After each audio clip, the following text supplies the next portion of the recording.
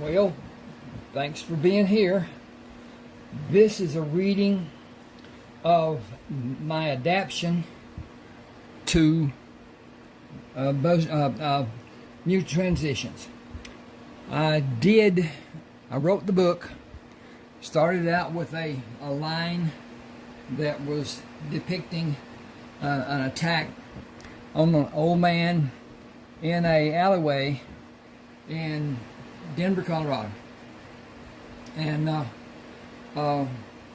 I had a email and was asked about giving permission to have the book Mutual Transitions made into a film. And naturally, I said yes. And we talked and talked and talked, and I have 31 ebooks. The first thing I'd like to do is give an offer to anyone who wants to read my books. I will allow a not free but not charged to beginning, and the books sell at $6.99. Anyone who wants to read the first of my writings, of whatever book it is, send me an email. You can see my email address right there on the bottom, and tell me which book you want, a book or a part of a book, because several of mine are parts written in lesser word count. This book, as it stands, has 128,669 words, which is awfully close to twice the amount. Not awfully close, but close. Its normal book is around 80,000, so it's got an additional 48,000 or so to it. At any rate, those 30 books that are published on Smashwords, you can see them on Smashwords at Ronald Walker.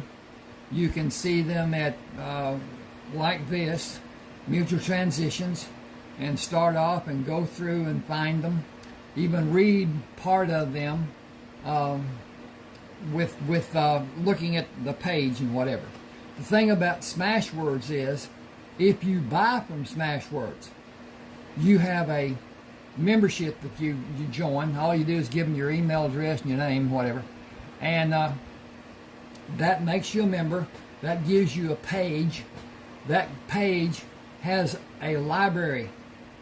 Every book you buy on Smashwords, mine, anybody else's, it doesn't matter, goes to you as an email with an attachment.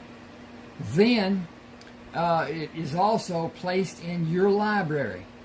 Should you lose contact with that in any way, computer dies, whatever, all you have to do is go to Smashwords, smashwords.com, and go to your library and download it back to your email address, and you'll never lose it as long as Smashwords is in business.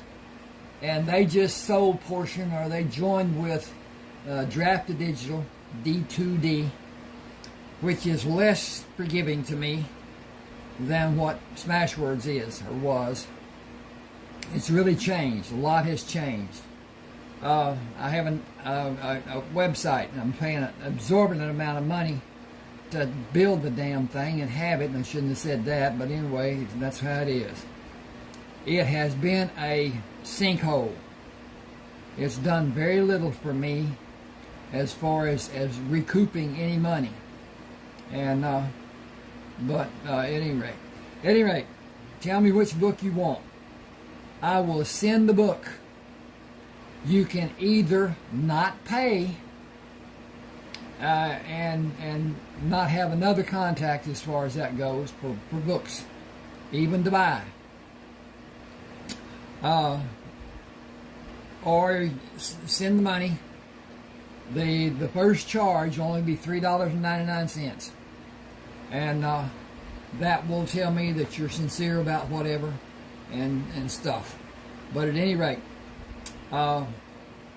YouTube has added additional ads to what I normally put on manually. And so I understand how people are. I am the same as anybody else. I'm on the whatever, and a ad comes up. If I can skip it, I do it. Now, with that thought in mind, I make a little money, not a lot. If someone just lets the ad run, go and get a drink, do whatever, you can always move back with your cursor and whatever to find where you were, instead of be on the right side of the ad instead of the left with it coming up. At any rate, that will give me a little money. And but the thing about it is, they place them so close together. I don't like that, but that's just how it is. And they tell me that where I'm placing mine, and I can't discern where I should be placing them, will not garner any money, any whatever benefit. So I've stopped doing manuals, and have done manuals to a degree, and go on and take them off and leave what YouTube puts on. At any rate, do what you want to do, whatever. I'm going to start this. I added this portion to the book because the book starts off knowing nothing whatsoever. And the old man lay on the ground, blood oozing from the gash over his left eye when Craig walked around the corner of the alley. Now then, this is a portion before it got to that, how he was found out in the desert in Arizona, how Buzzard and him cohabitated, how they worked at mining for different minerals, particularly gold, and all the nuclear minerals that could be broken down, whatever, to make that. At any rate, here we go. I'm going to get a drink first, then we'll go. But it's hot here in East Texas.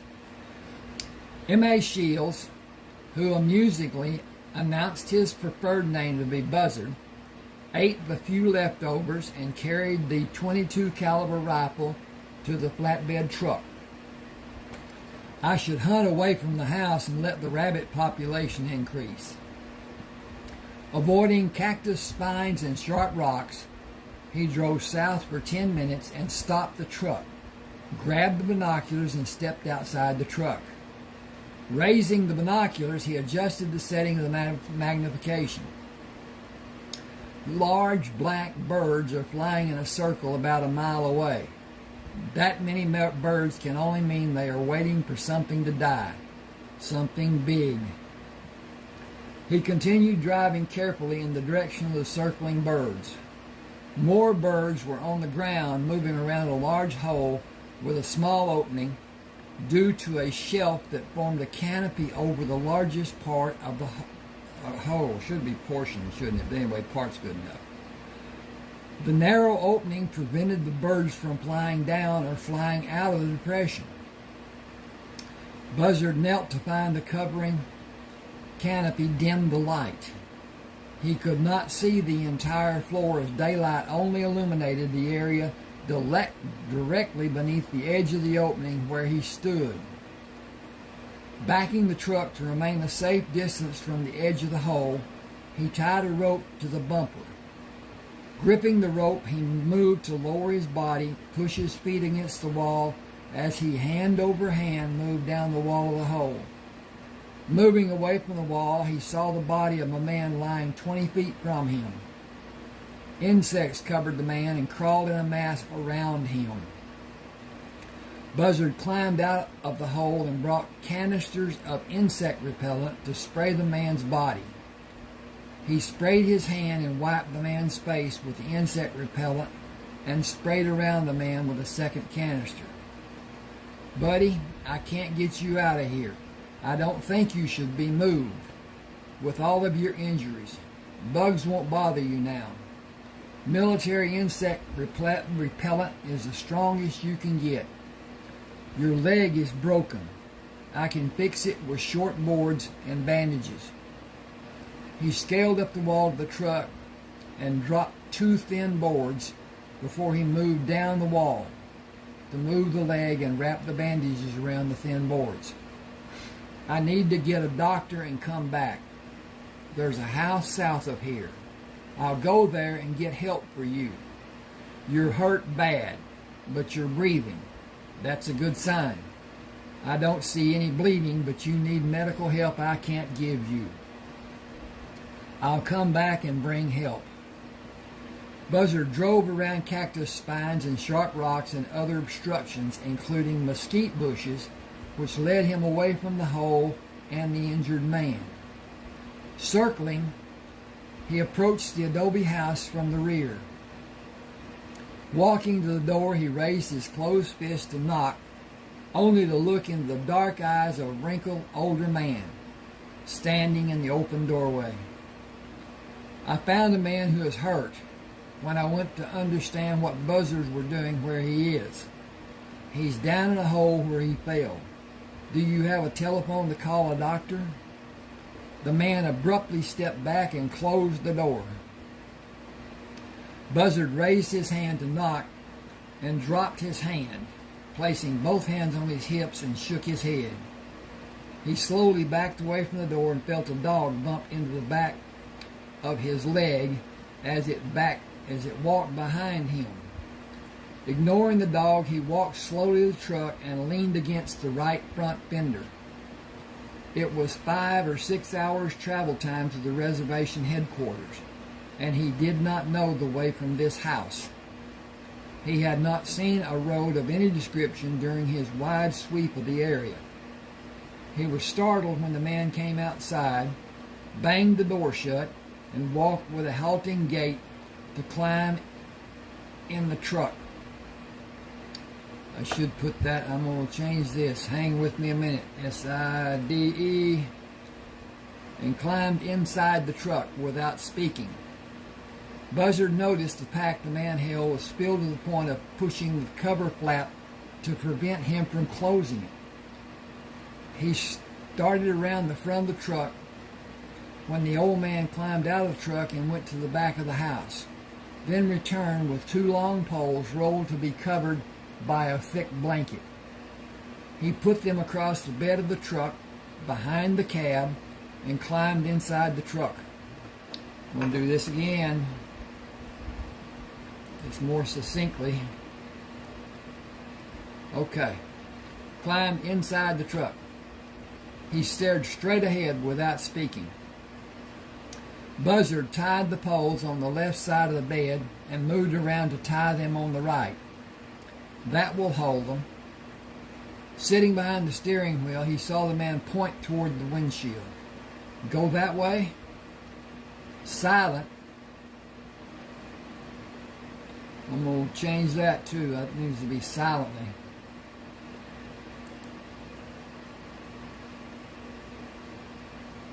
No, that's good enough. Silent. Silent, the man brought his finger to the same position.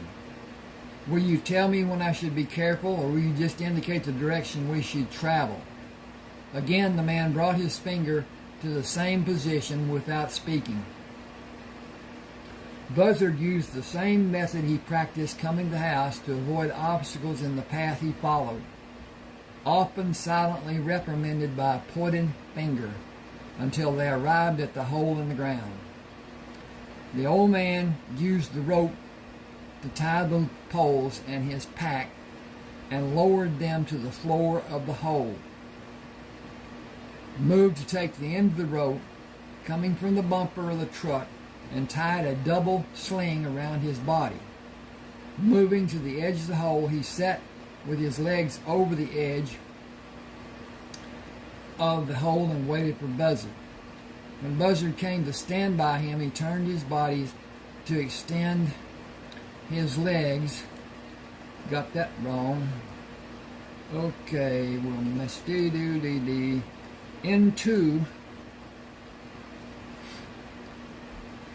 turned his body to extend his legs into the opening of the canopy and pointed down.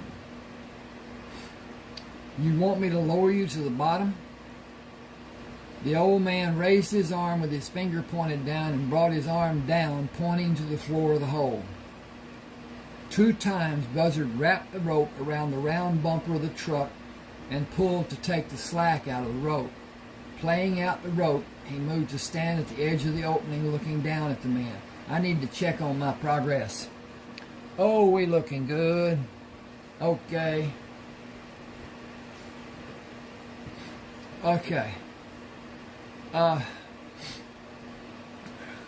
Move to your left to align your body with the rope. I'll lower you, then I'll come down to help. The man's hand shot up into the air and waved violently. You want me to stay here? The man pointed down, moved his body as Buzzard instructed. Standing on the floor of the hole, after removing the rope, he left the loose poles, took the pack. That should be, hang on with me just a second. He left the wrapped, W-R-A-P-P, wrapped poles, took the pack and disappeared from view. Buzzard slowly moved around the perimeter of the hole and stopped at the location he believed was the place the injured man fell. He must have fallen from here, but the opening is so narrow. That leaves a lot to be explained, along with why he was all the way out here and a multitude of other questions. He saw a cloud of rising dust and waved when the truck came close. I'm going to change that and make it a little better, I hope.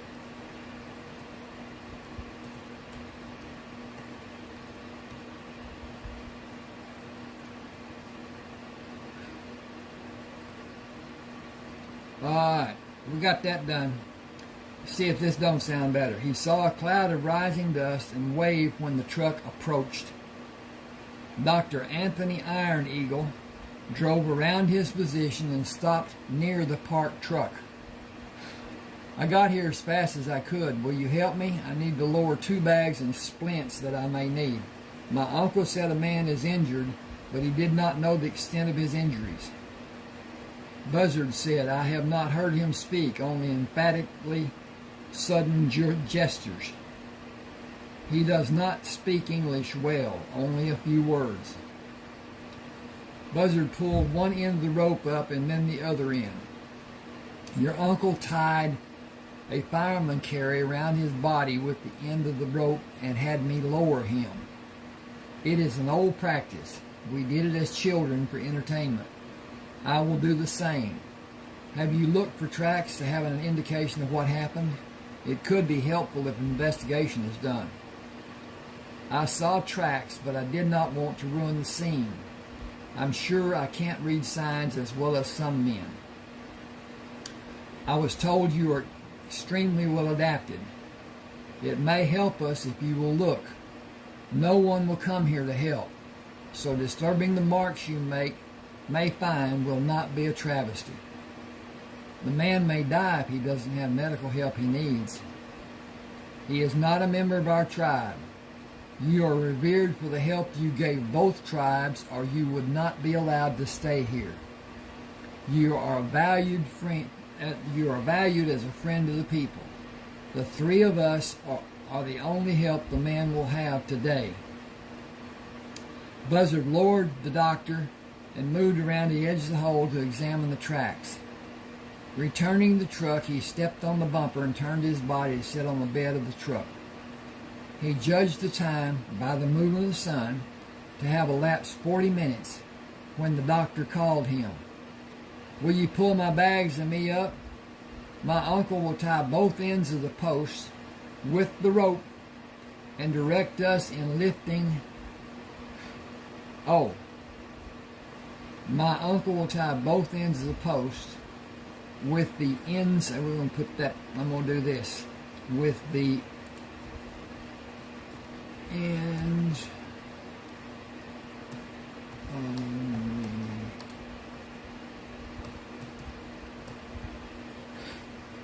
okay, I'm going to see what I got here. I need to fix that. Okay. "Will you pull my bags up? My uncle will tie both ends of the posts with the ends of the rope and direct us in lifting the man out of this hollow. It will be difficult for us to lift him the final few feet. He is severely injured, and jarring by any degree may undo the work I was able to accomplish." Buzzard said, "I think I can pull him up and kneel, then put my arm under the poles and support them. Can you do that too?" "I may be able to, but not in this position. I can pull the rope with my left hand and push my right arm under the posts. I will not be able to manage if I stay in this position. Can you pull the rope with your right hand and extend your left arm under the poles to finish pulling the sling up? Switch places with me and we will haul away together. When we have him picked up, where do you want to put him?" "On this side of the bed of my truck, and then in the confinement of the carrier, when we can stand on the bed of the truck. The carrier will move to absorb shocks without harming him. We will take him to my uncle's house. We cannot move him once I have the body cast placed on him. He will be fed intravenously and be sedated for 2 to possibly..." I need to just do a little work here, okay? Be right with you. I hope. Get that over there. Get this over here. Delete that. Okay. He needs... Okay. He will be fed intravenously and be sedated for 2 to possibly 4 weeks. He needs surgeries I cannot do for him, but he will live without the surgeries. It is fortunate that you found him, but will he live? Without complications, he should. The outcome of the injuries such as he suffered are difficult to predict. If he does not develop an infection, he will probably live. I cannot predict what his mental capabilities may be or what his physical recuperation may be. His convalescence will require several months. That is an educated guess, as I cannot predict what will transpire. He may have diminished mental capacities, considering the many head injuries he suffered. He may not be able to walk properly or even do more than stand. I hope he is left-hand dominant. I will attempt to correct the damage to his fingers and bones of his right hand. He will have severely diminished use of it. Buzzard watched the doctor as they pulled the man up to the rim of the hole and finally stood up with the man held between them. I have his head. Can you walk sideways with me so neither of us is forced to walk backward? Yes, I can. This man has been sorely treated. He does not weigh what a normal man his size should weigh. Has he been starved? He suffered much more when he fell due to his emaciated condition. Heavy muscling and body fat might have cushioned his fall. He has neither. Yes, I believe he has been denied food and water for an extended period. A normal-sized man could not fit through the opening he fell through. The doctor struggled to lift the man and place him on the truck bed. Buzzard said, "Come around and let me rest his head and shoulders on the truck, and I'll help you get his feet on the bed." "Thank you. I'm very tired, and he needs much more to be done when we have him safely in my uncle's house." Okay, it doesn't like something here, so I'm going to see what it says. And it's not saying anything. Okay. Buzzard climbed up on the truck bed to help the doctor up. They raised the man into the carrier and moved down from the truck bed. Moving off the bed of the truck, the doctor said, "I removed the splints you placed on his leg because the breaks needed individual attention. I put splints on his lower and upper right arm and right leg. I can do nothing for his fingers except with surgery. Please help me bring my uncle from the pit and you can go. Can you handle the man by yourself? My uncle will help." "I can help if you need me." "I appreciate your offer. We will manage. Others are waiting for us at my uncle's house." Buzzard pulled the old man up with the rope supporting him and offered his hand to steady the man when he stepped up on solid ground. He simply ignored Buzzard's kindness. The doctor helped his uncle into the truck and drove toward the house without speaking. "They act like I didn't brush my teeth or take a bath this morning. I suppose it's a good thing I didn't break wind in front of them. The best part of their leaving is that I can go back to finding my next meal and work on detailed plans for the water transportation and holding." Buzzard spent 3 weeks exploring the surrounding area, cleaning the house, hunting, and having meals he enjoyed. "I must have had food I enjoyed after the hamburgers we had on the plane going to Seattle from Denver. Funny, I can't remember anything this tasty. We will go to Spain and mine gold when we come back and again have the same almost tasteless food. 5 rich men eating like prehistoric cavemen. Back to the drawings and water. Another treat, or should I say reward. I hope the man I found is recuperating more and more every day. I find it odd that I enjoy solitude. Yet I anticipate having time with Norbert, Sherman, and Anthony. They deserve better than they ever have on this reservation. Perhaps at another time." Buzzard opened the door when Norbert knocked. "You are just in time to be too late. Dr. Iron Eagle met us on the road coming from delivering the ore. He wants you to go to his uncle's house to talk to the injured man when he wakes him up. He's been drugged for 4 weeks and it is time to let him wake up. The doc's uncle doesn't like white men, but he won't be a problem."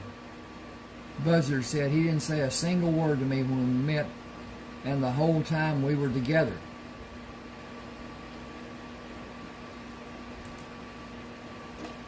D-U-R-I-N-G.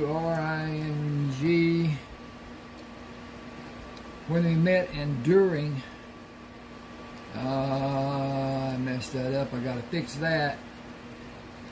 During, ba-da-da-da, dink.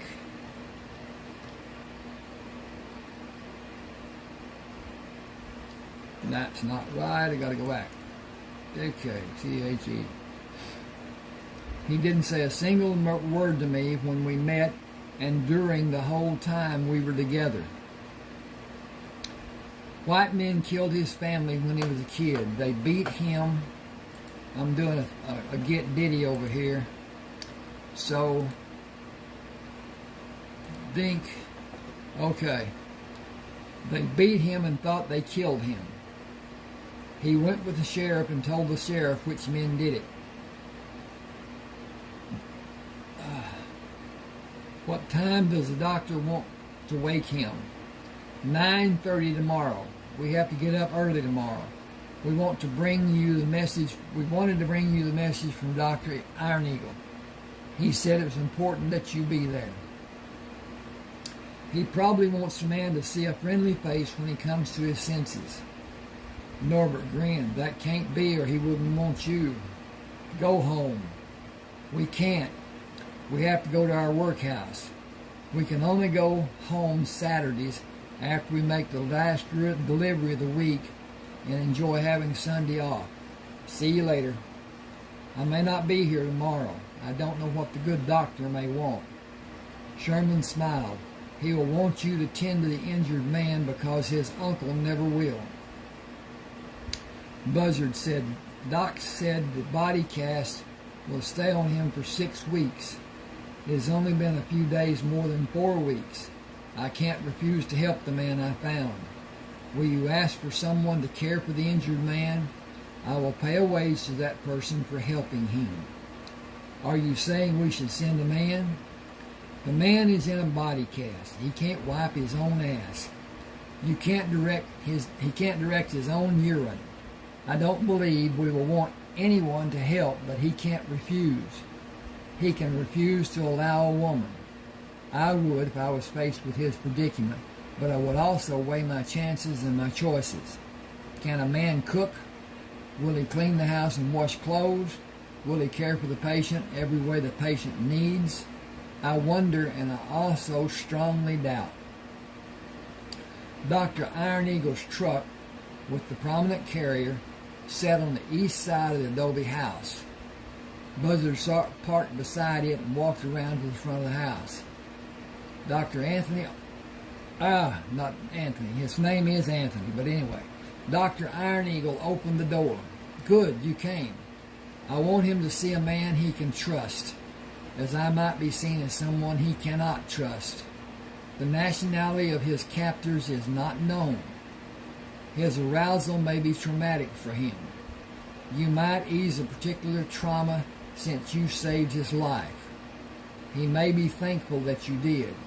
I hope it works that way. Come in. I will attempt to bring him to consciousness. He seems to have had bouts of delirium, which indicates his nearness to consciousness. Okay, I don't like that. At any rate, can't find, there it is. I will work from his left side.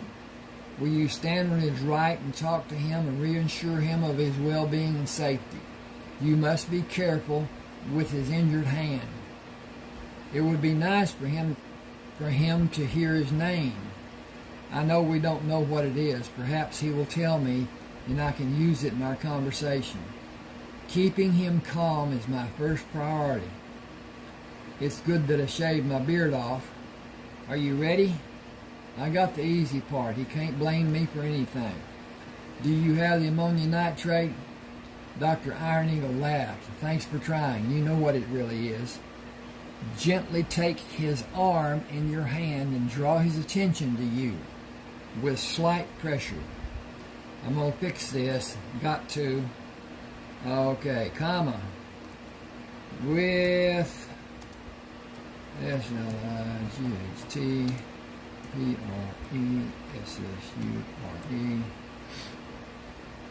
Okay, gently take his arm in your right hand and draw his attention to you with slight pressure. He broke a coated vial and passed it under the man's nose, then held it to allow the last trace of the vapor to be inhaled. When his eyes opened, Buzzard gently squeezed his lower arm. We're taking care of you. Relax and breathe deep. You've been drugged for a spell. Now it's time to start living again. Don't talk, just listen to me. I found you and you're better than you were. You need to trust and let your body heal. I will. Can you get me something I can scratch my leg with? Okay, gotta do that. Doc asked, where? I guess about 16 inches from the top edge of the plaster cast, on the top of my right leg. I will tap on the cast. Tell me when I'm over the affected area, when I tap with the reflex mallet. There, you hit it. Doc ran the saw above and below the area and sawed the sides, taking out a rectangular piece of the cast and cut away pieces of gauze with scissors. Did that relieve your discomfort? The man said, that has been bothering me since you brought me here. Do you know when you were brought here? After someone doused me with foul-smelling insect repellent. I want to thank him. I don't know when I came here. I have been in and out. I know 3 men helped me, but only 2 brought me here. I could not see their faces. I heard their voices. One spoke English. One did not speak a language I'm familiar with. One spoke to the man who cannot speak English and talked to the English-speaking man. He looked at Dr. Iron Eagle. You spoke 2 languages? That should have a question mark. And it shouldn't say that. It should say, did you? Now I can't find my cursor. There it was. Okay. Up, up, up, up, up, up. There. Okay. And that is going to be a question mark. And that's going to be a deleted comma or period. And then this is going to go back here. And that's there. And D-I-D. Y-O-U. He looked at Dr. Iron Eagle. Did you speak? He said, yeah, I got spoke.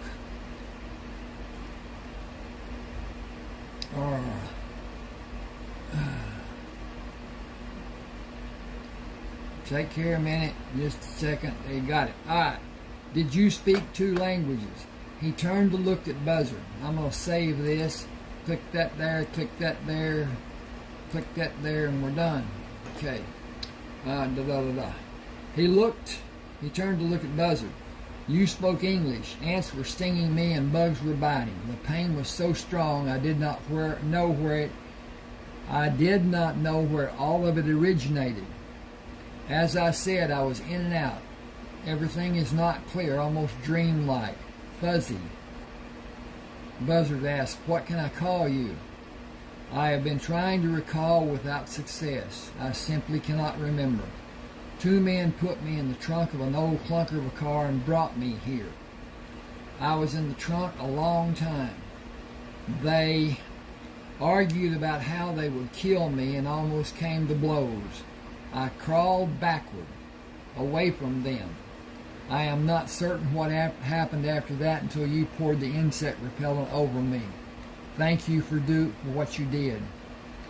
How do you feel? What's hurting? What's not? What do you need? Your name would be nice. My mother gave me my name, Morticius Alejandro Shields. It isn't easy for people to pronounce, so I chose Buzzard as an easier name. It is out of respect for a man I hold in high esteem. Buzzard it is then. It is a unique name, but easy to remember. Where is this place? Hang on a second, I gotta check progress. And we are progressing. Okay.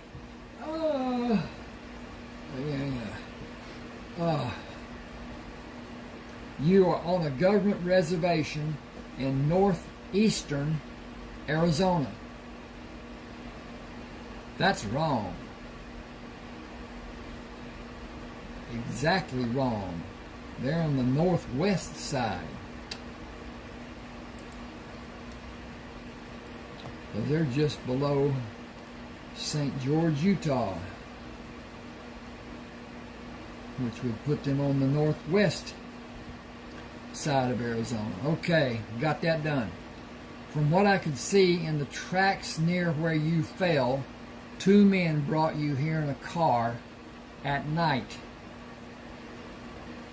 They did not look for you after you backed away from them, probably from it being so dark. I'm going to fix this too. Probably from the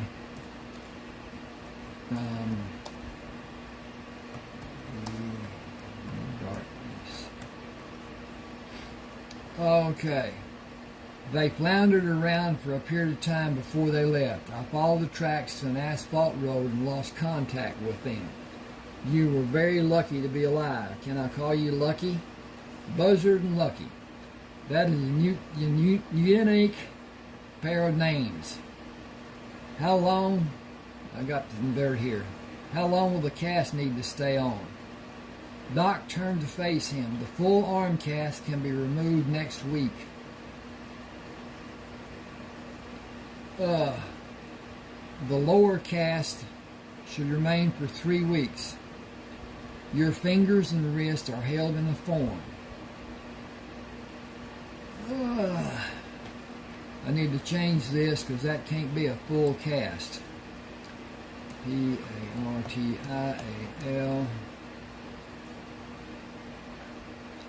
Okay, he turned to face him. The partial arm cast can be removed next week. The lower cast should remain for 3 weeks. Your fingers and wrists are held in a form. I examine them daily. Please do not attempt to move them. For the duration of your life, the use of your fingers will be limited, I am afraid. There was extensive damage that required surgery. There are 12 pins in your 4 fingers. You should be able to close your fingers to make a fist and be able to grasp items successfully. You will not be able to pick up an item such as a coin in the usual manner. You may be able to learn another method in time. I am resolute that I am able to remove your leg. Okay, back me up. I am resolute that I was able to move your leg to the correct position for it to properly heal and place the bone back in the joint of your hip. What are you telling me? I cannot know until the restraints are removed. You and I will learn together. I am not an accomplished surgeon. I did the best I possibly could under the circumstances. It may not be enough for a satisfactory conclusion. I was not able to do surgery on your hip and leg. It was needed, but I do not have the facilities to be able to perform such delicate surgeries. Buzzard asked, where did you live before? I have racked my brain trying to remember anything about my past during my near lucid times.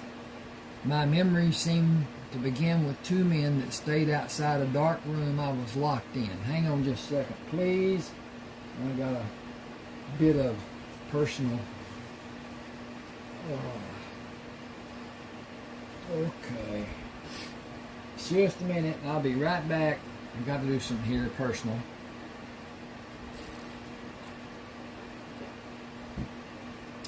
Oh.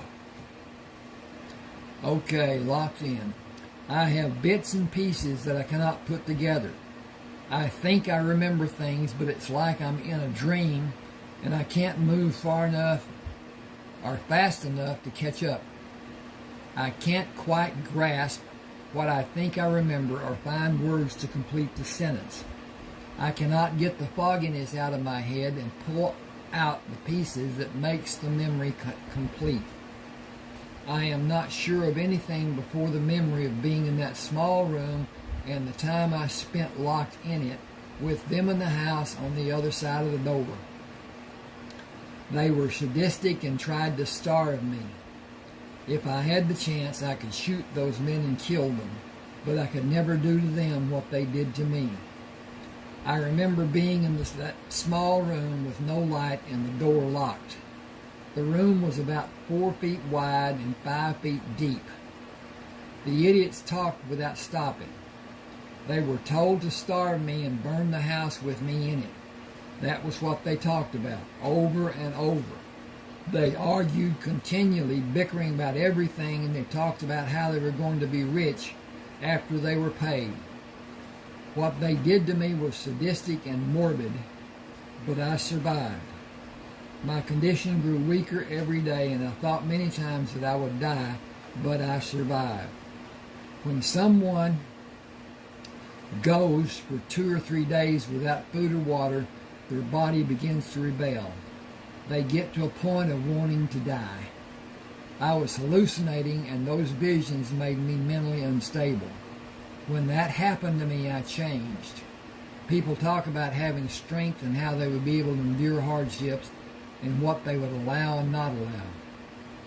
Put them where I was, and those thoughts will fly out the window, and their statements of what they will and will not, have and have not, will completely change. Until they face those atrocities, they can only imagine. Reality is a harshly different. He paused and looked from the doctor to Buzzard. I ate a multitude of living lizards and everything that became available. I will be dead if not for doing it. Should I continue? Buzzard said, we don't have a lot to do. If you feel like talking, it may help your memory. The house was old and had shifted off its foundation. My room had a wooden floor that slanted severely toward the outside wall. When I stretched out to sleep, I had to put my feet in the back right corner with my body angled across the room because the floor slanted toward the back left corner. I relieved myself in that corner. They threw water under the door, attempting to wash away the stench I caused. It became my habit to lay on my stomach on the floor with my feet extended to the back wall, praying they would throw any amount of water on the floor again. I made a dam across the room with my shirt to absorb the water and squeezed it into my mouth after I got all the fresh water I could manage. I did not make a sound to alert them that I was drinking the water. One of the men threw water and attempted to electrocute me using an electrical charge from 2 bare wires he dropped into the pool. I had the shirt ready to catch the water and I got shocked in my hands, but I was able to release my grip and the water did not come past the shirt. He was the one who was shocked. I could hear him dancing around the water trying to get away from the electrical charge. He could not stop to bend down to move the wires because every time his feet came into the water, he got shocked and his partner refused to help him. It helped my resolve to live because after it happened, I would picture him hopping from one foot to the other, being jolted by the electricity with each move he made. Even after all the time I spent in that tiny room, I can close my eyes and see it as clearly as if I'm seeing it happen now. It was part of what kept me going when I was close to giving up. He was dancing in the electrified water, and I had the water to drink later. It was one of my best days in that tiny dark room. He paused. By my calculation, I was there more than 2 months.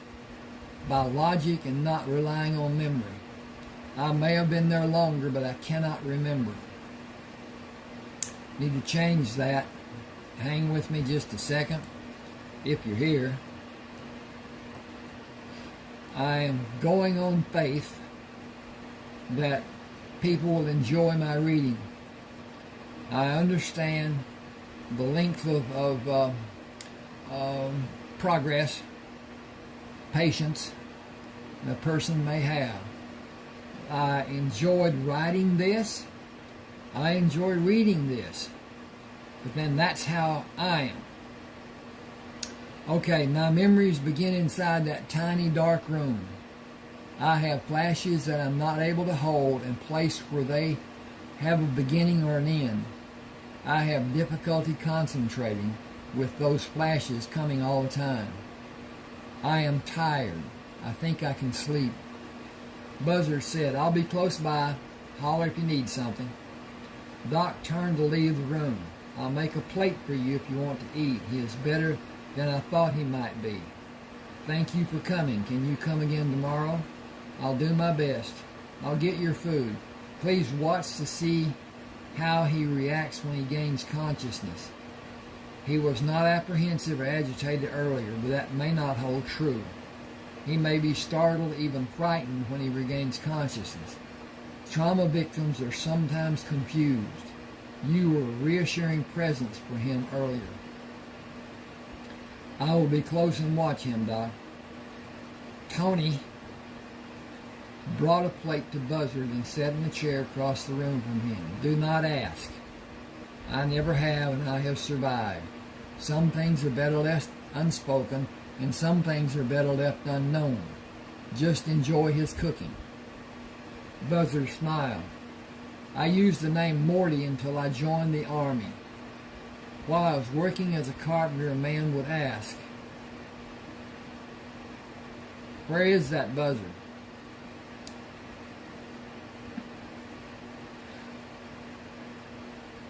I got to change that because he wasn't working as a carpenter. Working and okay, back that up. That's the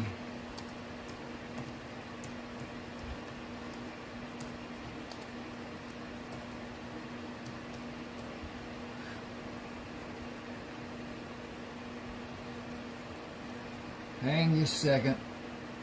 While I was working in the House of Time, a man would ask, "Where is that buzzard?"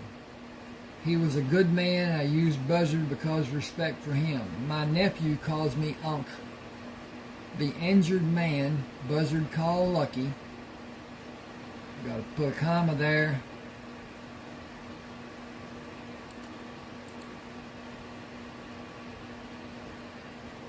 The injured man, buzzard called Lucky, asked, "What will you call me?" Buzzard said, "Late for lunch. How are you?" "Hungry and thirsty. I think I own a ship. I think I own a fleet of ships." Tony said, "We have not had a report of a missing shipping magnate. It is so real. I wonder why it can seem so real. It is not dreamlike."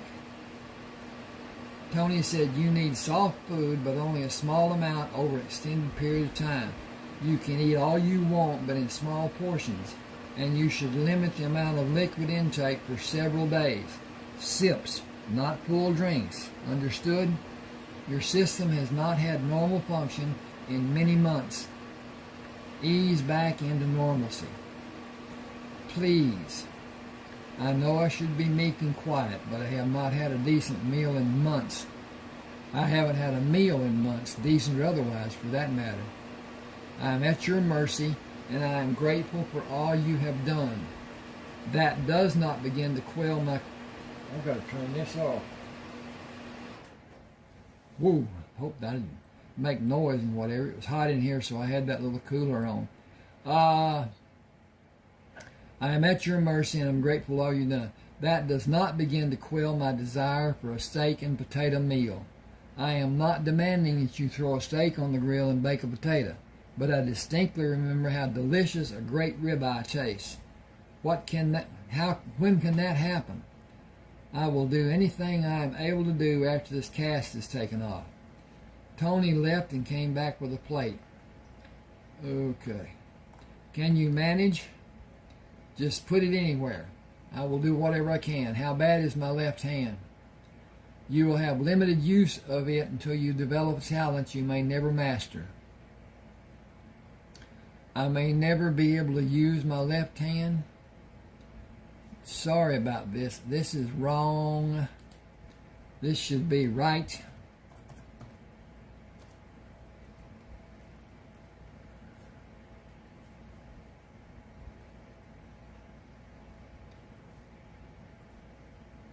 Okay, and this should be right because of things being what they are. Tony said, "I'll get a drink for you. Will iced tea suit your taste?" Love it. Now, how did I know that? That is a mystery science has never been able to explain. You may know what you like and dislike in many tidbits of knowledge and have no knowledge of what your memories were before your tragic loss.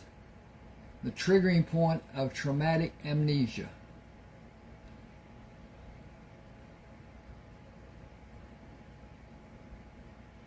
I think I need to fix that too.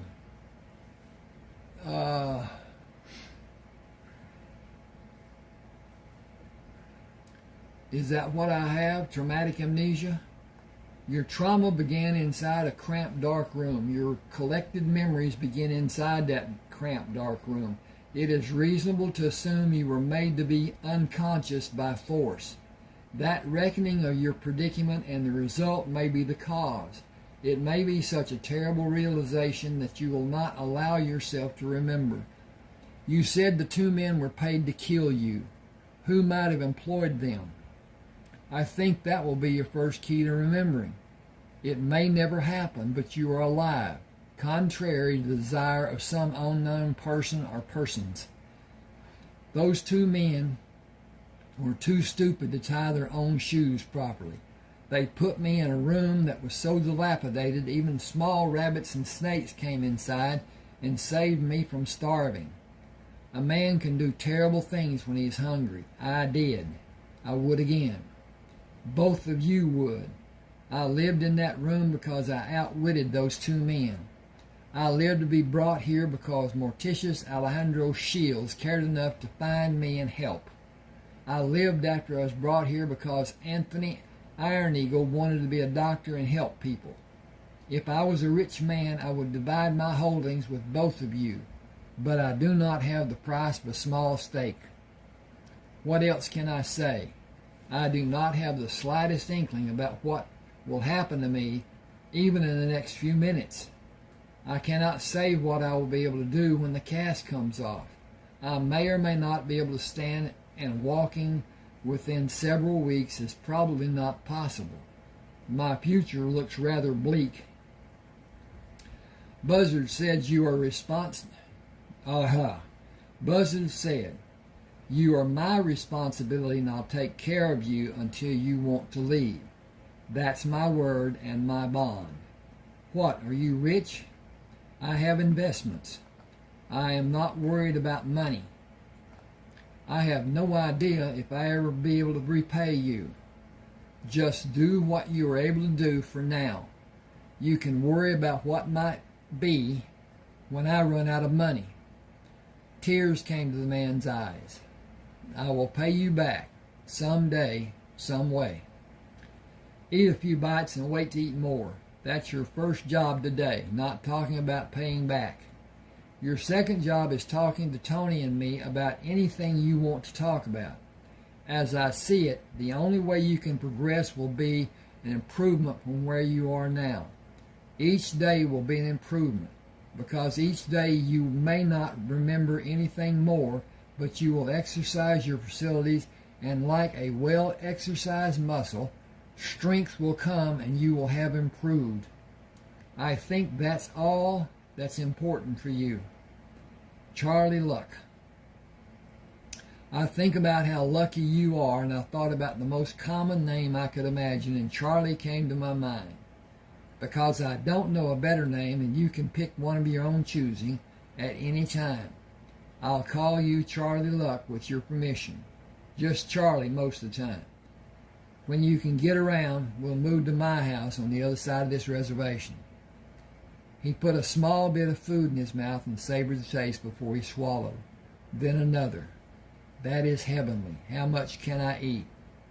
If you have no feeling of nausea, continue as you're doing. Your system will indicate what it will allow. He smiled at Buzzard. If you can go through life being called Buzzard, I can tolerate being called Charlie.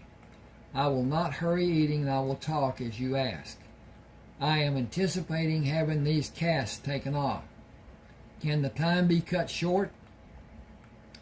If you will not move, the upper part of the body cast can be removed next week. The arm cast can be removed the following week. Your leg will need to be held immobile 2 additional weeks and removed after the arm cast. You will not suffer damage after 2 more weeks. The mending of the bones will be complete, but strengthening will continue. Should that have a comma? The bending of the bones will be complete. Yes. Comma. Comma, comma, comma, comma. Okay. I advise you to give more time for the process and allow your body to regenerate.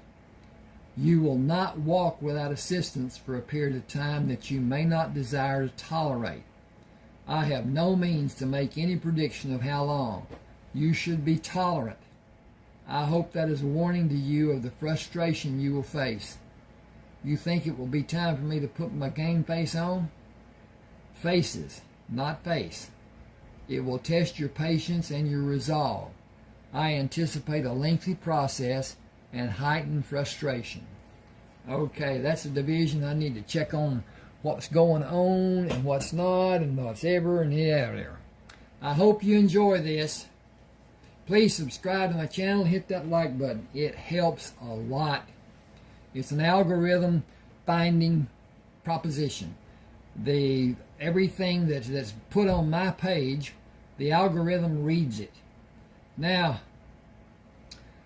as far as AI goes, this part of Word, it is AI generated. It will correct, even when I don't want it to at times, words, punctuation, all kinds of things. That's AI. In time, most of the jobs that people are doing now, that are sitting at a desk and blah, blah, blah, not manual labor, will be AI.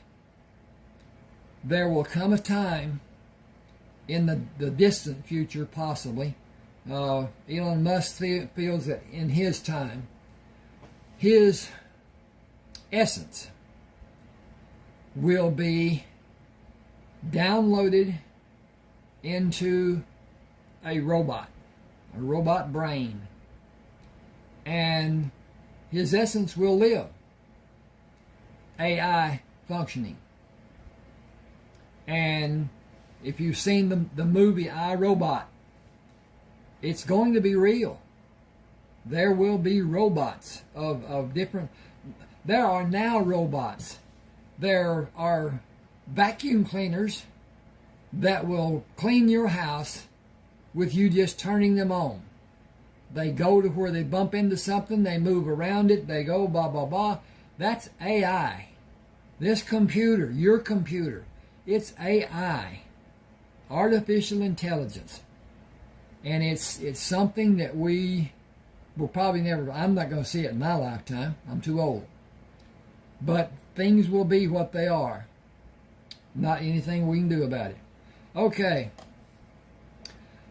Buzzard's got Charlie in the truck with him. But anyway, Buzzard parked his truck near the front door of the adobe house and carried Charlie from the house to ease him into the seat.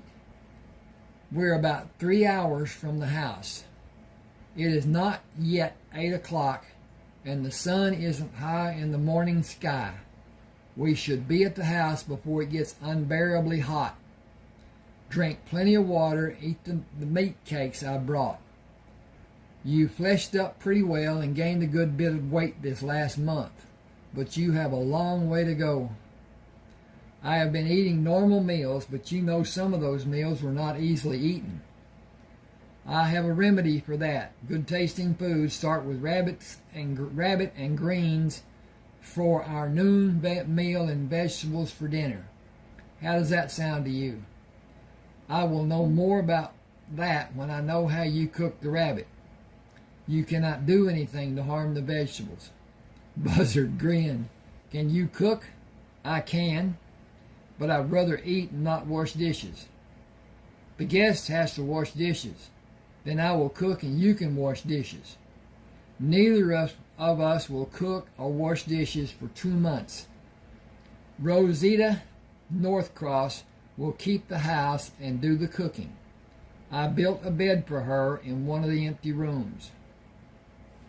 She's going to visit her sister in Los Angeles in 4 weeks, and we will be on our own, but we will both cook and wash dishes.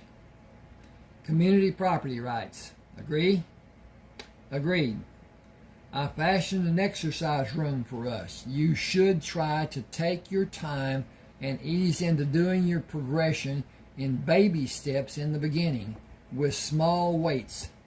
You need to judge what you can do, but building your strength is not going to happen immediately, and you can't let it frustrate you. Charlie said, I almost died. I am stronger than I was, I think. I fear that will forever be my frustration, not being able to remember the things that come to my mind in shadows and blurs. I think it is important to concentrate on the present and expand your knowledge. Let the past stay as dormant as it is, without attempting to bring back old memories. I think in time you will have parts come to you. I hope they will all be good memories. Charlie said, I have considered my present circumstances for a month. I am penniless. What am I going to do?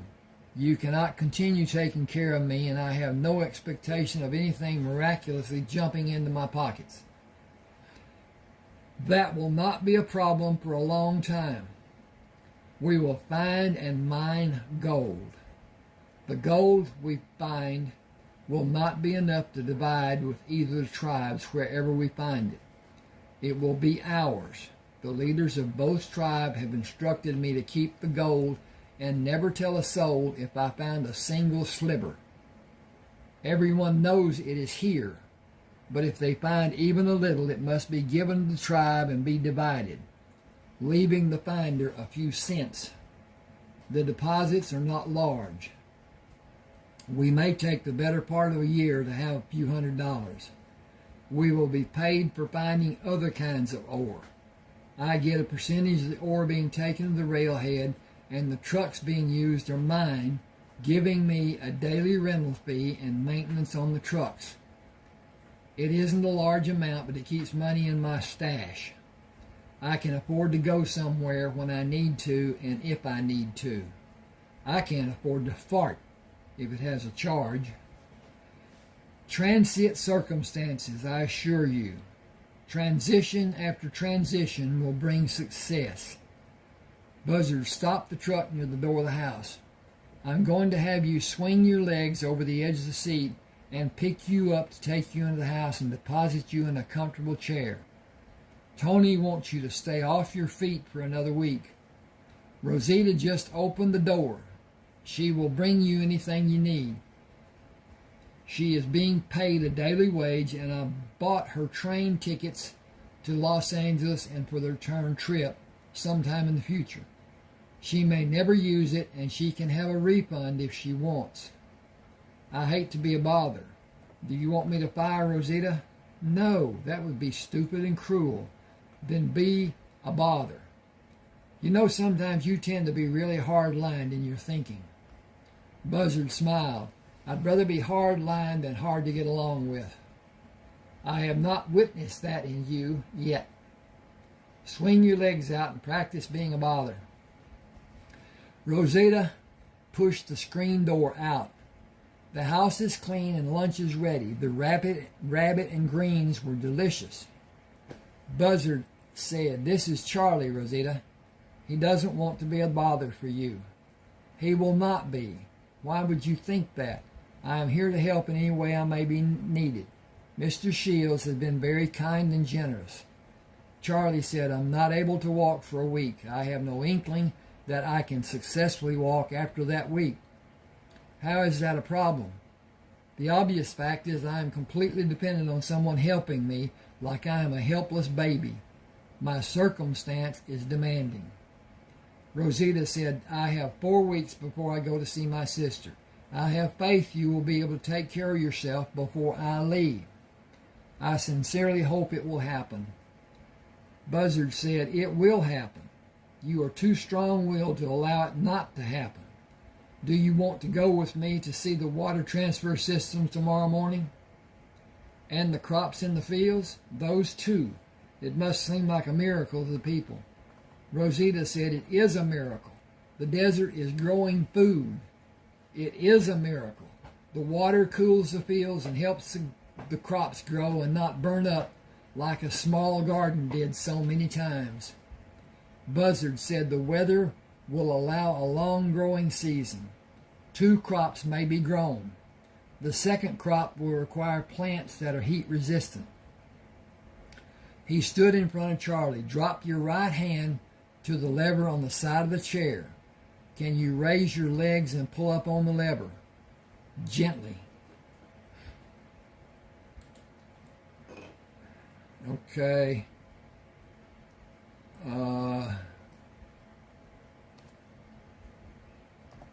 Gently.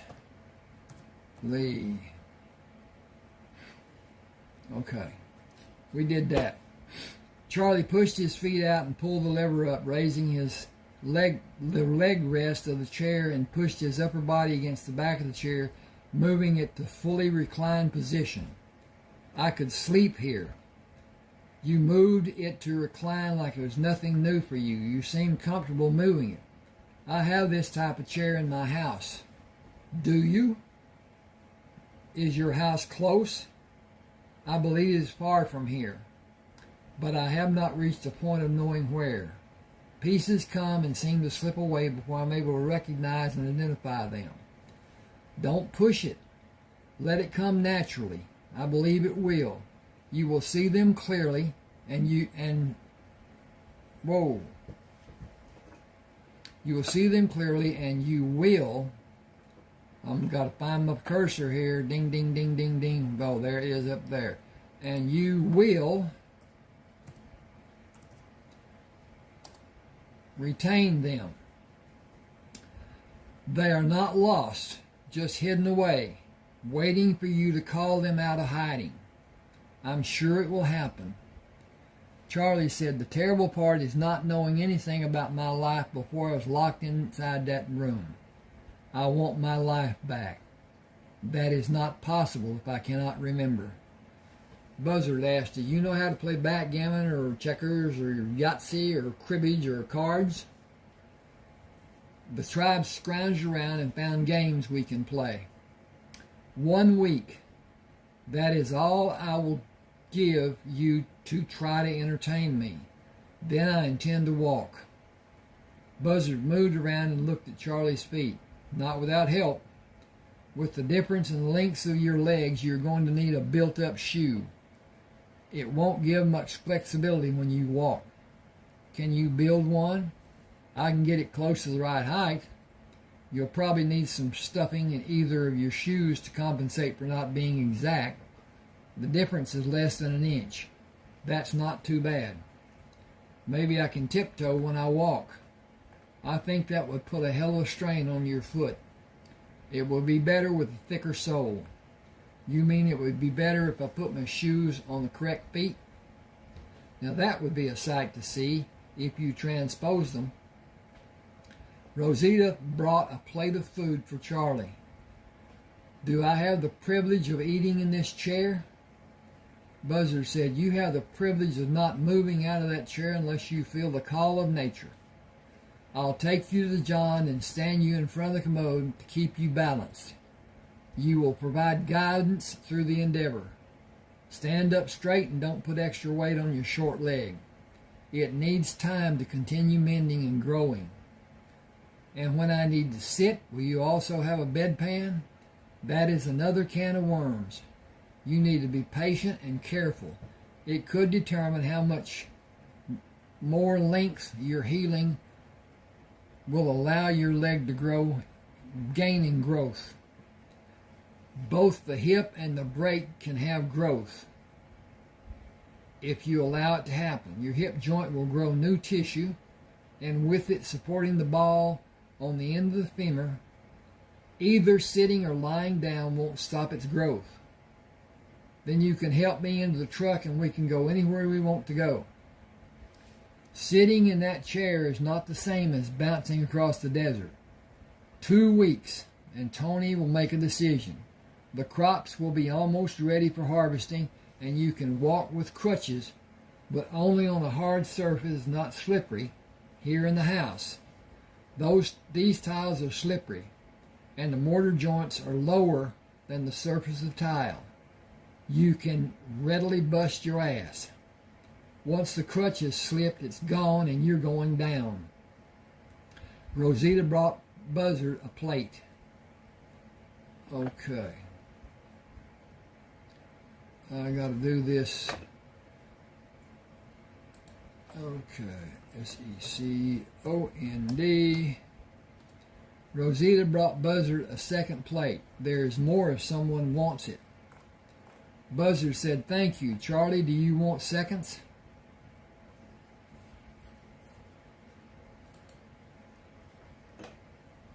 I gotta back this up. THIRDS Buzzard said, "Thank you. Charlie, do you want thirds?" He nodded his head. "After what I have had to suffer, and as delicious as this is, I do. But split it between us, please." She smiled. "There's enough for each of you had full portion." Was Micah's cooking that bad? Bad. See, this is AI did this to me. I know I wouldn't put bad, and it did bad. I did bad, it did bad. Buzzard quickly swallowed. "Please don't tell him we said anything. He was kind enough to let Charlie stay in his house and feed him. It sometimes didn't have a distinct taste. At other times it had an unpleasant taste." She stood straighter, placed her hands on her hips. "He didn't tell you he cooked with herbs? That was what made it taste bad, but it was healing too." Excuse me a second. I got a personal endeavor. I took the second COVID shot. I wish I'd not taken the first one, much less the second one. The first one made me a little ill. It's like when you first start getting the flu, that head feeling you have and blah, blah, blah, just off. Never did get really sick. But my nose runs. It has run since that time. What's that been, 2 years now? And I wish. My wife works at a hospital. She was forced to take the shot. And I was forced to say, hey, if she's incubating, I don't need COVID. So I took the shot too. And wish I hadn't. But anyway, I think we got lied to about all of that stuff.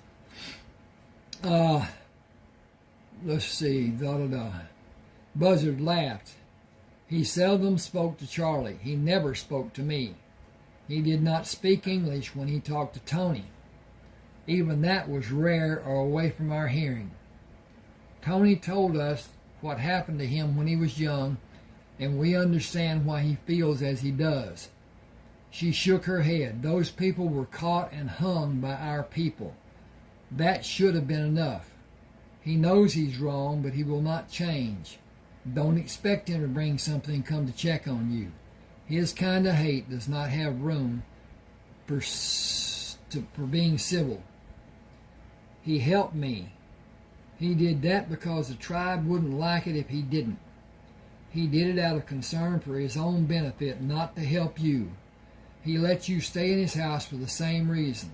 He let Mr. Shields come to his house because he helped the tribes, and they would blame him and turn their back anytime they met him if he had refused you. He is a hateful man.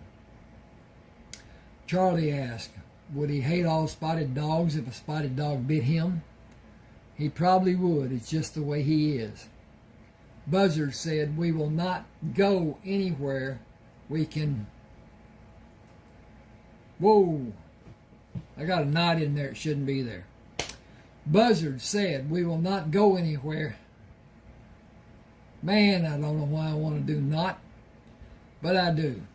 Buzzard said, we will go anywhere we can on both of the reservations. Are there other people we should be made aware of? The same will be true for everyone. No one will refuse you if you need something. The reservations don't belong to us. We can't say who or cannot go anywhere, especially you. Everyone knows you were in the Army and you helped us by doing the surveys and buying the trucks for us to take the ore to Flagstaff. Give me your plates and I'll bring your food to you. Buzzard planned his time away from Charlie to be less than 3 hours, hoping to be in the house when Charlie needed him. Hunting and checking on the farms usually required less than 2 hours for each to be done. Working to extract gold from the cave was next on his list to do. Hang on just a second. We got a division here. I want to see where we are. And okay, that's looking good. Boy, I like that cover. The 3 planes over the mutual transitions. Love it, love it, love it, love it. I did that. I built that. I built all of my covers. But now, Some of them are just playing. Anyway, Buzzard pulled a magnet out of his pants pocket. I want to see if you can tell fool's gold from real gold. I hope this will be a learning experience for you. Charlie laughed. You want to see if I will make a fool of myself? Why should I play along with you? What will I gain? When I found this cave, I was certain I found a fortune. I couldn't tell anyone about finding it and have someone help to distinguish the real gold from fool's gold. Fool's gold is more lustrous than real gold, and it has properties of iron. The magnet will be pulled to fool's gold, but not to real gold. You will find both in this cave. I was fooled. Will you be? Give me the magnet and I will not be. Buzzard said, you may have diminished past recall, but your cognitive facilities are still functioning. Take the magnet. Let me go in first and wait for me to call you. I want to be able to leave the cave quickly should I have the need to. I fully understand and appreciate your apprehension. Bum, bum, bum, bum, bum. Buzzard searched the cave and called Charlie. Look at this and understand it is fool's gold. Iron pyrite. It has little monetary value. The strychnine, which is sometimes associated with it, has more value. Moving deeper into the cave, he pointed toward the wall, slightly above their heads. That is precious gold. This vein below it is gold mixed in quartz. We will take out the lower ore and have an easier time getting the pure gold. The mixed gold and quartz has to be separated using a chemical separation process. I have no interest in doing anything that time-consuming until later. I believe we will be busy without doing that. I will be here if we have time and want to do it later. The other cave is near the house. Buzzard drove the truck to the house and carried the shortened sawhorse to the door. Come try this to see if it is a good fit.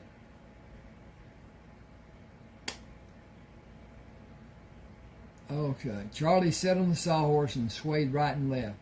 It is short enough and it seems to be stable. Thank you. I know you cut the legs off to speed our work in the cave instead of building a new one. It wasn't that hard.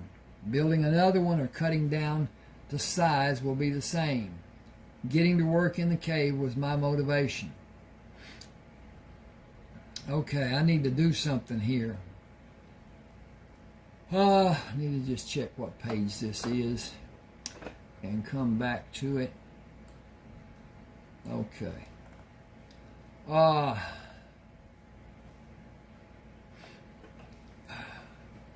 Okay. Getting to work in the cave was my motivation. For me or for you? I can go anytime. Naturally, I did it for you, but that means it was for me too. We're a team. Excuse me a second.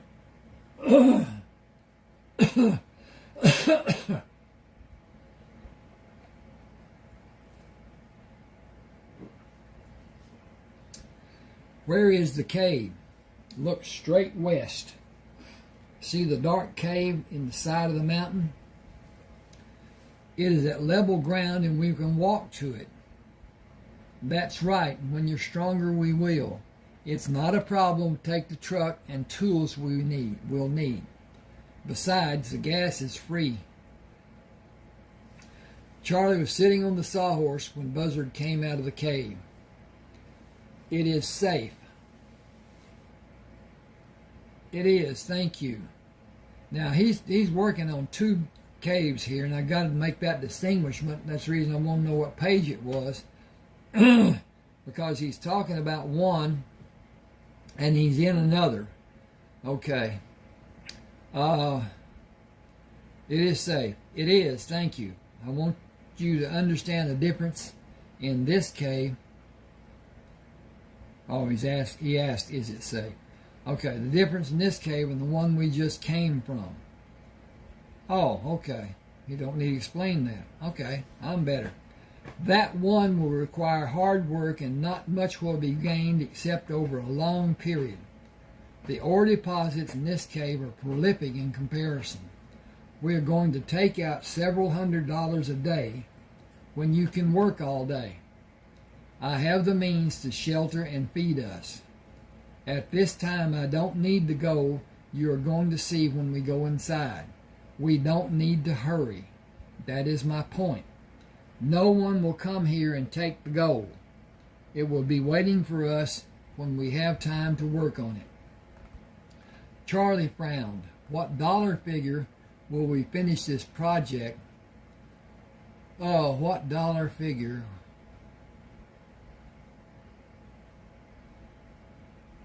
What dollar figure will we finish this project and how will we... Nah. What will the dollar figure be? The dollar figure be when What will the dollar figure be when we finish this project and how will we handle exchanging the gold? Bank deposits? I can only estimate by employing the width and height of the deposit of pure gold. Substantial might be appropriate without a definitive conclusion. I feel the need for you to understand how you might leave this area when you have the desire. Do you expect some need for me to have such a plan? Only caution. I may be able to drive the truck. The horses will be your means of transportation. One to ride and one to carry the things you will leave with. Placing the saddle and pack securely on the horses will require knowledge and practice. Perfect practice will lead to your success. You should have both mastered before we take the gold to the bank for cash in our hands and substantial checking accounts. Gold coins are not as easily destroyed as common dollar bills. Got a break. I'm going to look at my stuff here since it's what it is. Okay. With the gold in the north wall of the cave diminishing, Charlie began a daily routine of walking outside the cave as a relief from working inside and walked near the house in the evening. His stamina gradually grew and his adaptation to the shortness of his leg improved. He established a daily exercise of going inside the barn to feed and curry the horses before bedtime. Buzzard startled him when the hinges of the large door ground together. I need to grease those hinges. It's getting late, so I came to check on you. Have you decided you can ride? Did you pick a favorite horse? Charlie stroked down the back of the horse with the brush. This is Hiram. He seems to be more reserved than Dino. You named him Dino? Short for dynamite. That is not concise, but perhaps appropriate. If I need a horse to ride and a horse to carry a pack, Hiram will be my mount and Dino will carry the packs. Okay, why has that got that there? Don't know. I need to do this. Dink, dink, dink, dink. There was 3 spaces there. I don't know why that was there. My presence stopped your adventures. No, your presence diversified my adventures and added to my life. I regret the way you came into my life, but not that you did. But, shut up. That's not yours to expand. Fully understood. Good. Do you know how to prepare a pack animal rigging? Not even a solitary clue. Are you finished with Hiram? I can be if you have something important to show me. Buzzard moved to hold the front horn of the pack saddle.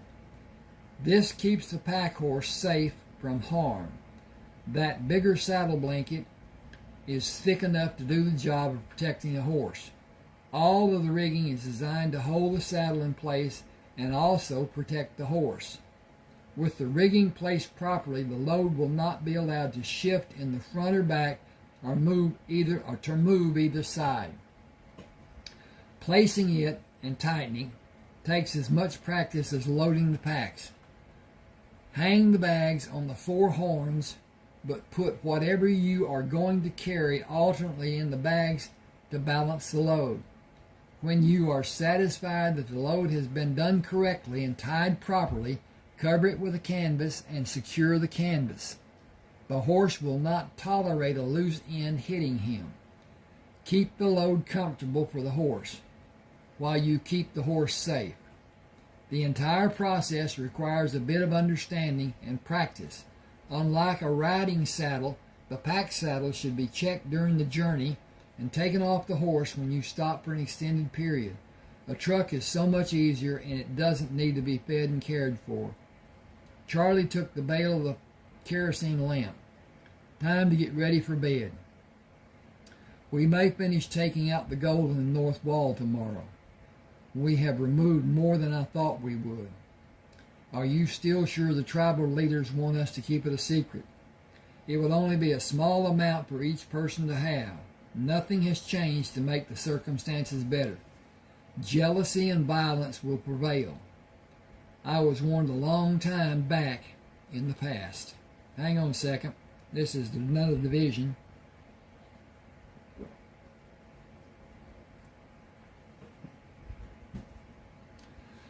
Walking to the mine the next morning, Buzzard said, "This is beautiful country." In a sense it is, but more trees would make it even more beautiful. View it as it is.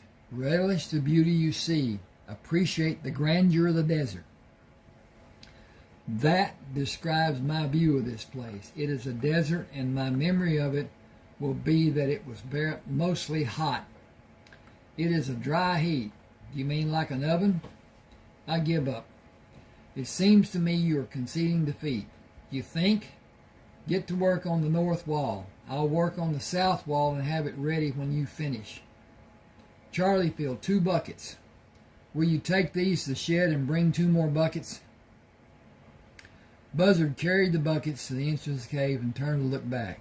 We have too much gold to carry out of here, should we need to leave.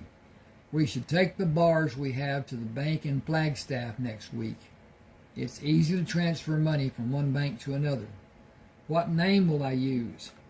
Any name you like. The bank will give you a book that lists your deposits and withdrawals. You can use your book at any bank and deposit cash. When the transfer is done, you will have an account in the new bank. Didn't seem to fit there. You're worried, aren't you? You're worried that someone may come looking to finish the job, aren't you?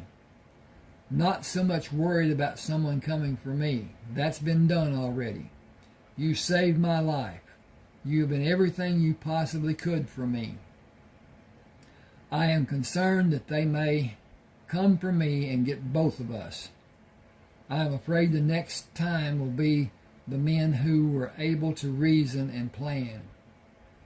I am afraid the next time will be men who are vicious, calculating men instead of those 2 imbeciles at the house. Make plans to be prepared for that to happen. That's the only response I can think of. Charlie said, we cannot carry the weight and the bulk of the gold we have.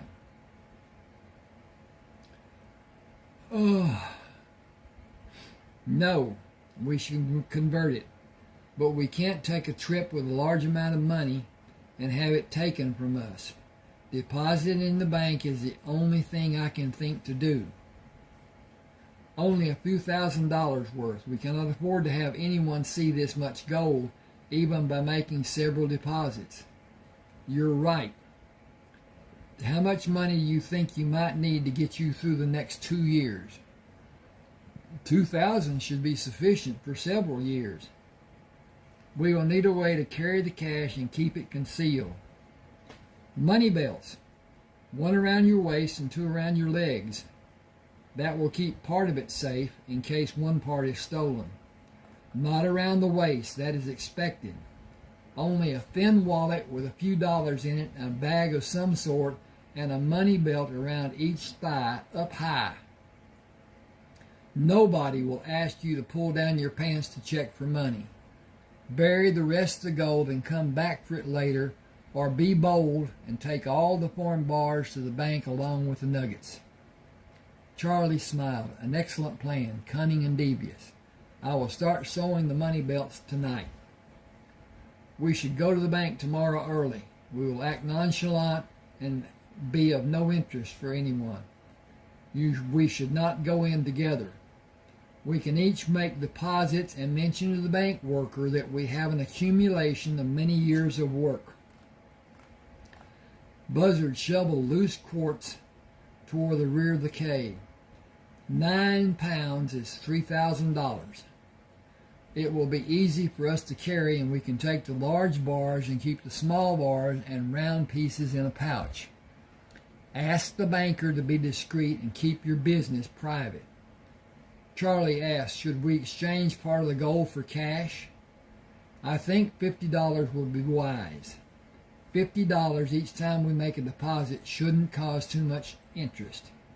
Make 5 deposits of $3,000 and bury the rest. I think that is a bad idea. We do not know what may happen here. We might not be able to come back, and the gold might be lost forever. Very true. We should make deposits of at least 6,000. We can carry 18 pounds, and the pouch will withstand that weight, and I think we should go in together for safety. We shouldn't stay long after we take care of our business in the bank. We should buy what we need before going to the bank and leave as soon as we can have completed our business. Charlie said, I have no cash for purchases. I do. You have money now. You can pay me back with cash you get from the bank if that's stopping you from getting what you want. I want fresh fruit and canned fruit, peaches, apricots if you can find them, and enough soft drinks to last until we get more when we make the next deposits. I'm planning on making a trip every 4 days. We'll do that until the end of the month and make 7 deposits and make a new plan for the next month. Just to throw people off and try to stay safe? Buzzard shoveled ore toward the back of the cave. That's the plan. People don't plan to fail. They fail to plan. As they planned, Charlie and Buzzard walked into the bank with a pouch strapped across their left shoulder and one over their right shoulder. Each pouch carried 18 pounds of gold. Buzzard approached Cal Devlin. We'd like to sell gold and deposit cash in this bank. It will need to be weighed and assayed. We melted and poured it in forms. It is pure. The assay will give me the confidence to make the exchange. Where did the gold come from? That may be a problem for us. That will not be revealed. If that is required, we will bid you a good day. Bank policy requires me to ask. The law states that it is not required if you leave both the gold and cash in the bank for 30 days. Then there will not be a problem. Bring your pouches. Oh.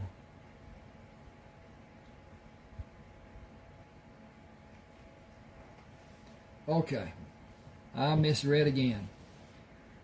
Then there will not be a problem. Bring our pouches back after the weight determines the dollar value and give us the deposit books. We will ask for complete discretion on the part of the bank. Certainly, discretion will always be exercised. Your banking business is not a public record, and indiscretions have always been prosecuted. Our employees are aware of the eventualities. I will have Jared Brooks take your photographs. Your photograph and signature will be the forms of identification you will be required to submit for withdrawal. Charlie asked, will banks in other cities honor our withdrawal requests? I cannot speak for all banks, but most will after this bank has been contacted and approves the transfer. Always be prepared to present your bank book when you frequent the bank of your choice. How much gold do you have?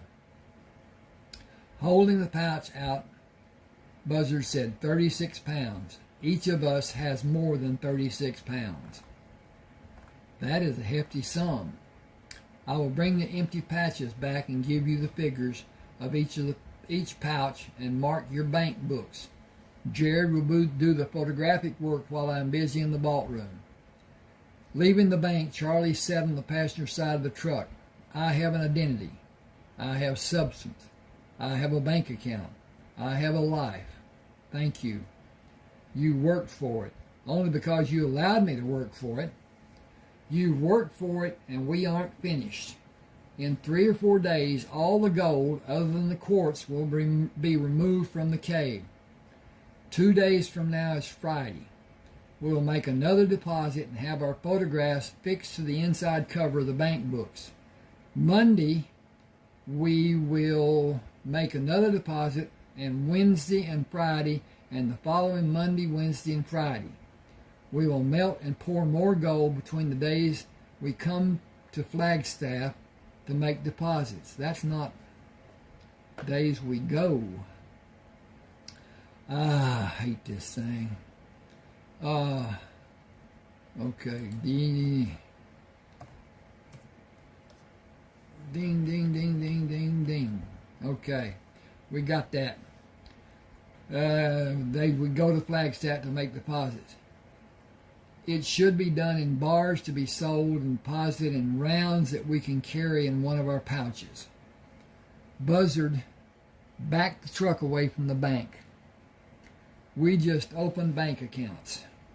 The information of those accounts is private. Our names are not. They are listed on the customer registry for the public to see. Charlie pushed back into the upright sitting position. The name I'm using has no meaning for anyone. It might if it is associated with mine, and because of the vicinity of the bank and the proximity of the bank to the area you were last seen in. Some smart person could put 2 and 2 together and might collect a reward for divulging that information, if a reward has been offered. What can I do? We must be extremely aware and just as careful. We need an escape plan, maybe several escape plans, together and alone. With us together. Okay, I got to do that different too. I shortened it, shouldn't. With us being together and alone. Okay. We have time to prepare for that eventuality.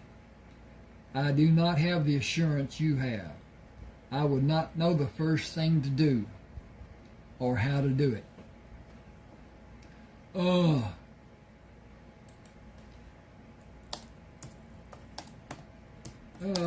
To do what may be needed.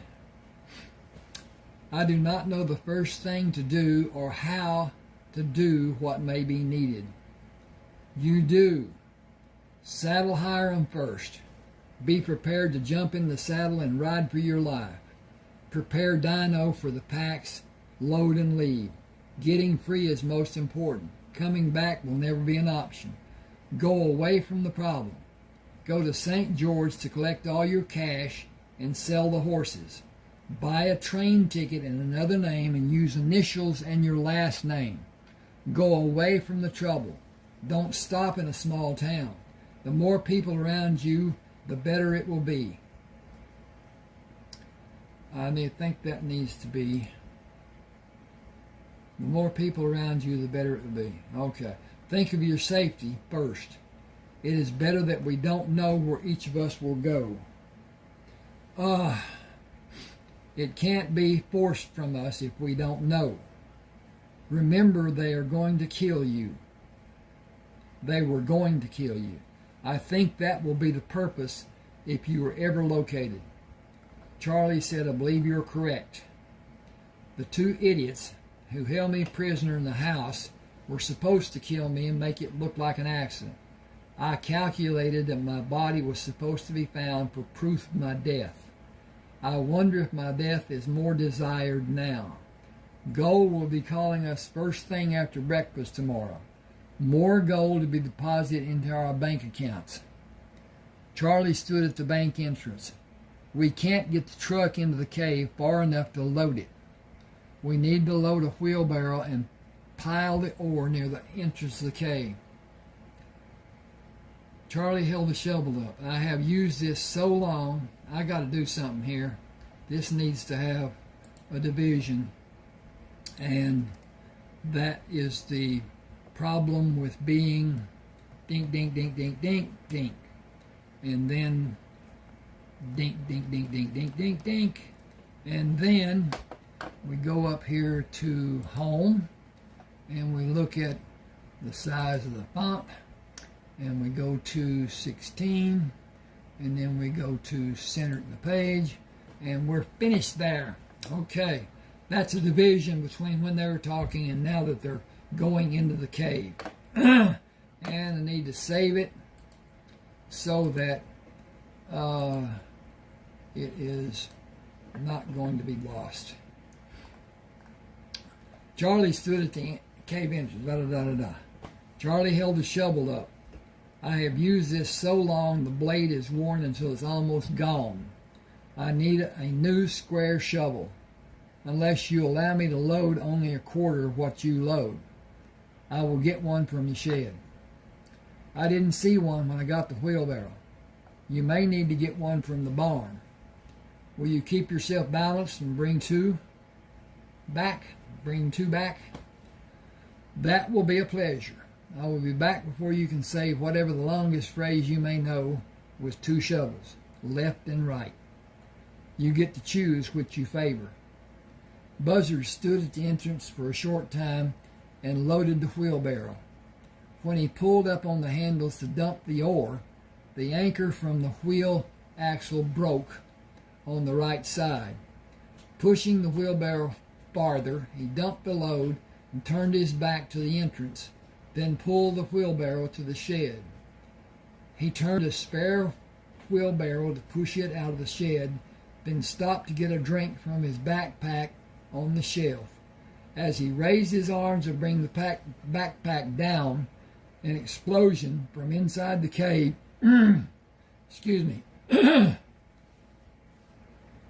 leveled the shed, knocking him down with the left side of his face on the dirt floor.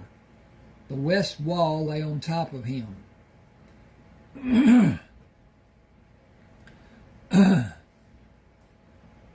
Without pressing. Okay, I got to get dee. Well, there it is.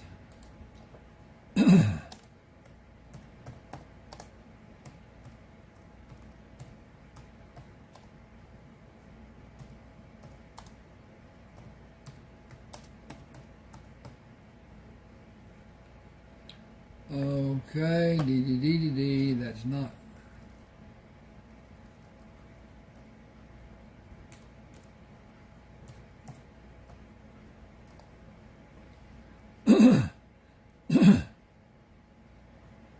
The west wall lay on top of him without pressing on his head. Charlie haltingly moved to look at the scene from outside the barn door. A dark cloud of smoke rose out of the cave and decreased to a light-colored tendril before he could see the pile of rubble inside the cave. Buzzard is gone. Nobody could have lived through that. It even knocked the shed flat. I have to get away from here. First load Dino, then load saddle Hiram, and get what I need from the house. Go away from the danger. That was what we planned to do when something like this happened. Less than 30 minutes later, he rode northeast to keep his presence unknown from someone who might be watching, with the barn sheltering him from their view. He continued until he was sure he could not be seen by anyone near the cave and turned Hiram in the direction he felt would take him to St. George, Utah. He would not push the horses and take whatever time the journey required. He was safely away from the danger, and he had everything he needed except Buzzard. He lost his only friend and his only guidance to help him navigate in the world he was so unsure of. He stopped and attempted to ease his heart rate. I am not at ease, Hiram. You may need to find your own way until I am able to think intelligently. I have never been so frightened. but I am regaining my composure. We are going to St. George in Utah, as Buzzard told me to do. Charlie rode until the sun was nearing the horizon. He stopped several times to allow the horses, hey, back up here a minute, I'm going to get a drink.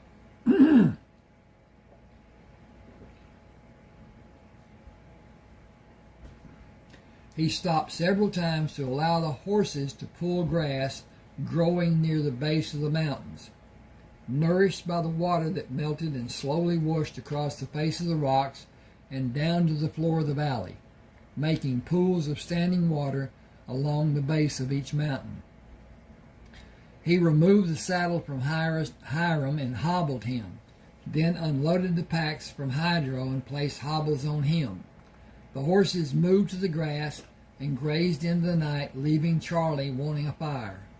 He had not seen wood for a fire since he began following the valley floor as he moved steadily north. St. George and the railroad was at least a 3-day journey using the horses.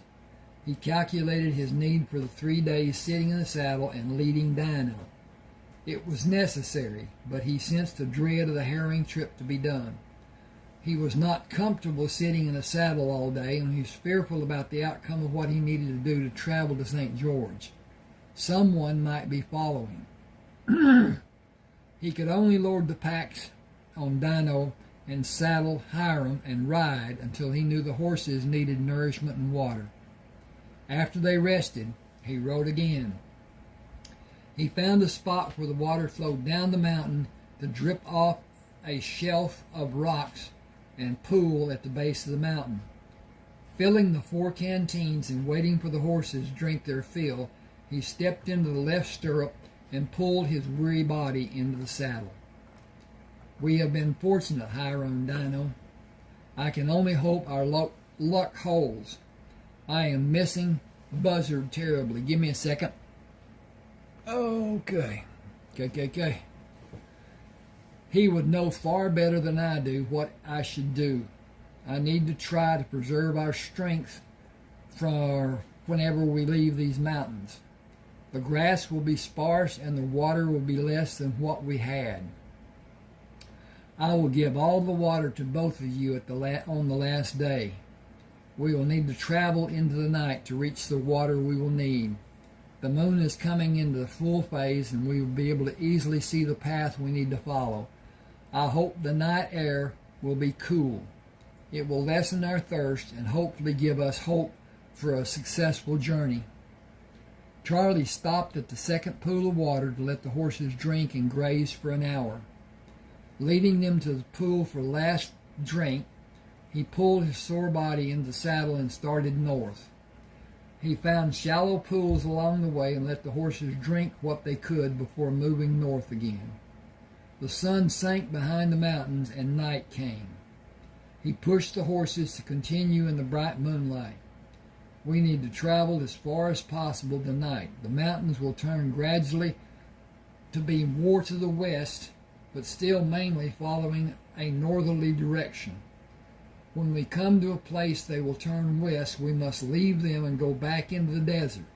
That will be later tonight. We will rest before we go into the desert. I cannot give you all the water you will want, and we must continue through the day to rest a few hours and go on to the city. That is my hope. I wish Buzzard was here. It is terrible how much I wish for him. Moving through the day, Charlie stopped at intervals to pour water into his hat and give sips of water to the horses until he drank the last drops that emptied the last canteen. It was the only water he had during the day. It was not satisfying, but he judged it to be sufficient. The horses did not hold their heads as high as they usually did.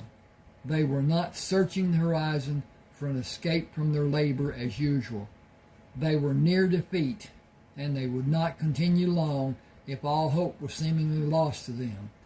The sight of a light far away brought their heads up, and Charlie was forced to hold them to stop an impulsive run toward the light. I promised both of you we would live to see St. George. I hope it is the city lights we are seeing. We need it to be, but if it is a city or only a house, we should be able to find water. Charlie rode into St. George and stopped at the light in front of the stable. Can I get water for me and the horses? Did you run out? Unfortunately. You can use the watering trough for the horses. Fill your canteen from the pump. What do you want done with the horses? Will you buy them? They are solidly built and bred from good stock. I see they are. $10 for the two. $25 and $20 for the two rigs. They have been recently shod, and they have always been well fed and cared for. I will give you $40 and you can leave your possibles here. They'll be safe. Charlie pulled one pouch over his head to rest on his left shoulder and pulled the second strap over his head to rest on his right shoulder. I'll come back in a few minutes. Is the leather shop open? It should be. Mel lives above the shop. You can knock on the door and get his attention. He'll be glad you did if you buy anything. I need 2 suitcases. He'll have what you want. When will the train come here? The train to Grand Junction stops about 10 in the morning if you're going east. The train going west will be here a little after 2 this afternoon. It is hardly ever on time. Almost always. Okay. This starts mutual transitions. And this is how I wrote it without the excerpt that I've just read. The old man lay on the ground, blood oozing from the gash over his left eye. His assailant stood posed to strike again when Craig stopped at the corner of the alley. Hey, what's going on here? He started down the alley, then stopped when the third man stepped out of the shadows. This ain't none of your business, the man slurred. I just made it my business. Chief Baldwin and the mayor are just up the street. Should I call them or should I take a more personal interest? Only a coward would harm an older man. The way I see it, you are both low-life cowards. Get out of here, the man yelled at Craig, whose only reply was to remove his coat and hat and place them on the lid of a garbage can. The sound of steps echoing the alley alerted him to the approaching man. Turning, he ducked under a roundhouse blow. He saw the other man kick the old man in the side and heard a gasp of pain. Craig Greyson prepared himself for such an occasion through times of sparring with Jim Ellis, and the mental conditioning Wong Chin taught him. He was in excellent physical condition and relished the single blow he struck. It was a semi-uppercut delivered slightly to the left of the man's sternum. It was only meant to stop the attack and give Craig time to concentrate his attention and efforts on the remaining assailant. Craig knew if it struck with all the force he could put into the blow, it could have been fatal for the man, who slumped into him as if dead. Craig stepped to his right, allowing the man to fall on the bricks of the alley and stepped toward the second man. A glint of steel came from the man's right hand as moonlight reflected from a knife. Craig sneered. You're a bigger coward than I thought you were. Attempting to divert the man's attention and entice him to leave the man who was down, he offered himself as a new target. Well, come on then. I'll take that knife away from you and make you eat it. Okay, that's how Craig found Charlie Luck. And this goes on. It is a good story. It would make a great film. And may. But that's another thing. Please subscribe to my channel. You can read more as far as mutual transitions goes on YouTube or a book or whatever. Anyway, thank you for being with me. Okay, this thing's giving me a problem, but that's just the way it is. Thank you, thank you, thank you. Okay. 59:24. Okay.